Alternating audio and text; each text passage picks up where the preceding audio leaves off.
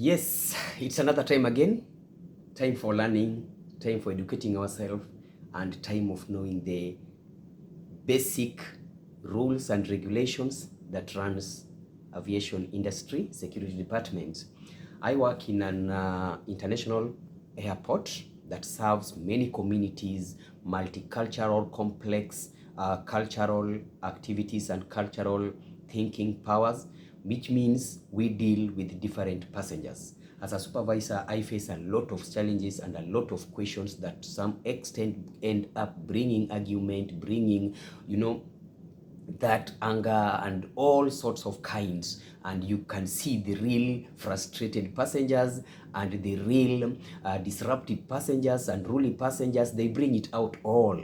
But as a supervisor, I just have to cool down and I have to put my best communication skill at par to make sure that they learn this. Now, most of the challenges that I receive as a supervisor, especially during my interventions, because one main duty that I do as a supervisor is to intervene in case of unruly passengers, in case of any detection of restricted articles. As the time go, we'll be knowing some of these restricted articles and maybe prohibited articles. We will be seeing them. So in case of such detections, in case of such explanations, maybe the normal staff, they will try to their level best, but because of being undermined, most of these passengers who feel they know more than expected, yet they are the travelers, I'm sorry to say, I have to bring out my best foot when it comes to communication skills and a training program to make sure that they understand. Because my main aim as a person, I normally want to serve a passenger, talk to a passenger, so that by the end of the day, I release a passenger who understands our rules and regulations, why we are there. They have to know that it is for their own benefit and the benefit of the flight. But if I cannot drive that into their mind, it means that making them know regulations that might also help them in their next flights, maybe next year or next time, or maybe if they're transferring passengers, some of them just totally block their mind, meaning that again, next time they travel, they will face the same problem. So I am here to enlighten you all the time and all the day. So keep it alive with me. My social media platforms, because everything that I post here, I also share in all my social media platforms. If you have my WhatsApp number, it's there. If you have my Facebook account, you are my friend. I'm called Andedo Mark. That's my Facebook account. My Facebook page, Common Sense Isn't Common. That is the common sense I'm trying to bring in forward here. Then my YouTube. Please support us. If you are watching me for the first time, just make sure that you subscribe. Please share. We are heading now to 1,000. I love that, because you can't imagine now, maybe all those people trust the contents I am relaying. So let's work for the souls, not the sales. But the higher we grow, the better, because knowledge should transfer all cultural dimensions so that we all go as a group. Today, I'm here to highlight for you. There is one prominent question that normally comes whenever I go to intervene. Where are these rules coming from? Why was I not told from the other part where I was departing from? I've been traveling. I'm from JFK. I'm going to London. From London, I'm here in Qatar. From Qatar, I am there in Dubai. Then I'm here in Kenya. Then you are telling me that, what are these rules you are telling me? And they're very angry about it. Now, let me tell you, you are the one who is traveling, and purportedly, when you are traveling, I want to believe that the way we used to do it in our high schools, before you go for a trip, there was something that is called a reconnaissance study or a pre-visit. Why was that very important? Even if we did not go physically, but we will write report concerning the pre-visit. What are the characteristics of a pre-visit trip? Number one, it's for general acknowledgement, general awareness, general of weather condition, general awareness of what is expected, what's not expected. So the same I need from you, because you spend a lot when you are getting your air tickets. It's very expensive. So I will not imagine that you will just there waiting for your date of travel. Then there you go with your bag. You don't even care who is packing this bag, whether it's your wife or your fiancé or your friend or your brother or your parents packing for you. You don't care. not knowing that there might be some things packed in this bag that are not required according to the type of passenger you are going to be. Either you are departing passenger, you are transiting passenger, you are transferring passenger, or you are arriving passenger. There are rules and regulations. In short, now, who makes this rule? Civil aviation is totally controlled by one umbrella in the world. This is called ICAO. I-C-A-O. ICAO. I for international. C for civil. A for aviation, then organization. ICAO. International Civil Aviation Organization. ICAO. Now, ICAO as an umbrella will come down to a given country. You are in Kenya, for example, I'm a Kenyan, I like giving example. They will give you the sub-rules according to the culture of your country, according to the expectation of your country, according to the modes and styles and ways of travel of your culture people. So whenever you are organizing either domestic or international flight, mostly it should be based on your cultural belief and cultural expectation. And also, it depends with the level of danger your country is in. So from this ICAO, they drop down the rules per country.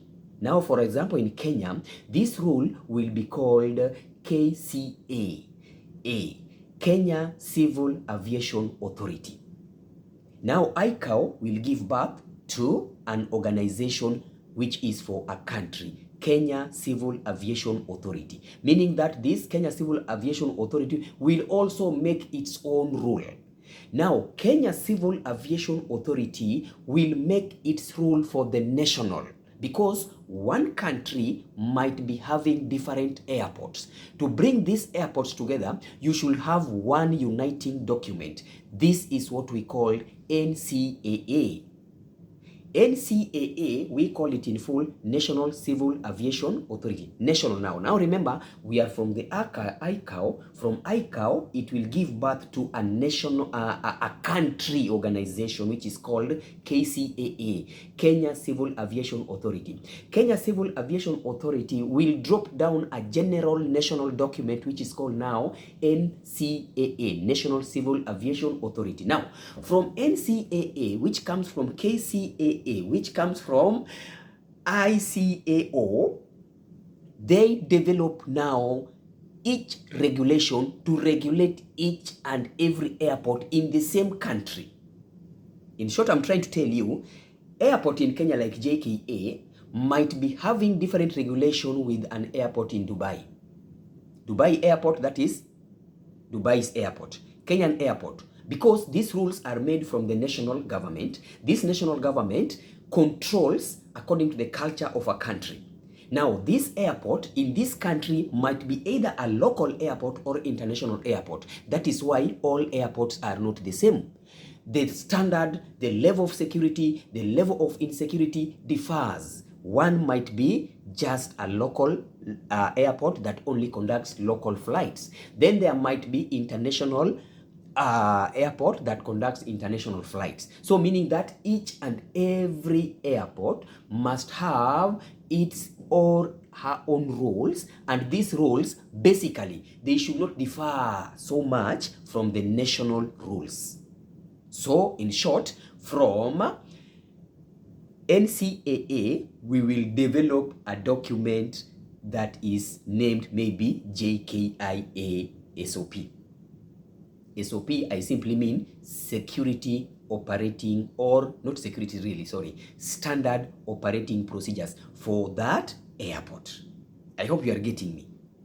So JKIA will have its own rules and regulations, but mostly based on the national rules. National rules were developed from a country's rule. Country's rule were developed based on the International Civil Aviation, which is the ICAO. So are you seeing that chain? Then from the airport now, we will have different airlines SOPs.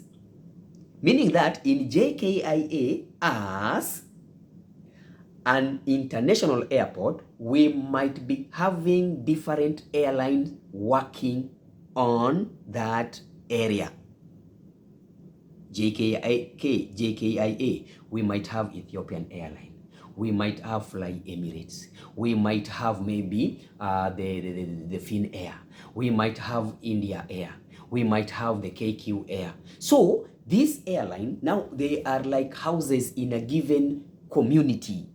JKIA is a community. Within the community, we have different houses or different homes. Every home will be having its own rule. Those flights that are going to JFK, those flights that are going to Lagos, Nigeria, those flights that are going, they have different regulation according to their own security measures or according to their own expectation or maybe customer service, you never know. So, meaning that from the airport, we have now standing procedures for the specific airline. Ethiopian Airline might say, for example, for every passenger, the maximum load weight accepted in the flight, 35 kilograms. Qatar Airways operating in JKA will say, for my passengers who are going to Dubai, we allow 40 kilograms on board. You see? So one airline is allowing 45 kg, another airline is allowing 40 kg, a difference of 5. Though they are going at the same, coming from the same destination or departure point, going to the same area, but they allow different weights. But all this thing is about controlling the weight of the luggage and controlling the weight of the passengers in the same flight. So are you getting that? So it means that every airline has its own regulations. So as a passenger, you have to know the generation of these rules. So these rules, whenever you are told, ma'am, water is not allowed, above 100 ml is not allowed, stop asking questions like, who set these rules? You should have known that before you travel, meaning you ignored. You just assumed that traveling is traveling. I know my rights. I am sick. I want to drink water. These rules were not developed yesterday. They were not developed today. They were not developed for you. They were developed years ago, basing on different measures, basing on different countermeasures, just to make sure that you, the traveler, of which we don't know who you here is, you just came in as a coincidence or maybe as a surprise. We never expected you anyway. So stop coming with this attitude saying that these rules are only for black people. These rules are only for me. I am pregnant. I have to do ABCD. Do your pre-operational, no, pre-visits, reconnaissance study. So know that why Ethiopian Airline allowed this and this and this, Dubai Air of Fly Emirates is not allowing this. Every airline, every destination, they have different standing or standard operating procedures. You have to understand that. So every airline you are going to use, it's good you do recheck and know the do's and the don'ts. It will help you. To summarize, generation of rules and regulations in aviation security. It starts from the ICAO, the international body, which develops a country's regulation. For example, Kenya Civil Aviation Authority. Then Kenya Civil Aviation Authority will give birth to National Civil Aviation Authority, which is NCAA. National Civil Aviation will give birth to different airports, standard procedures. Then standard procedures from the airport will give birth to regulation for the different airlines. Another airline even will say that we need secondary checks. That one you never know, especially for we will know as we go. All flights that go to US, you must be ready for thorough checkup. Leave alone when I tell you, please remove this and this, and then you are like, why? I'm going to US. My friend, you are just trying to show how much ignorant you are because you never did your research well. You must have known the flight you are going to use, the country you are going to visit, the status of you as a passenger. Are you transferring? Are you transiting? Are you departing? Or are you arriving? If only you knew those, you will not be arguing here, wasting time that might even end up making you miss your flight. And you know what missing the flight means.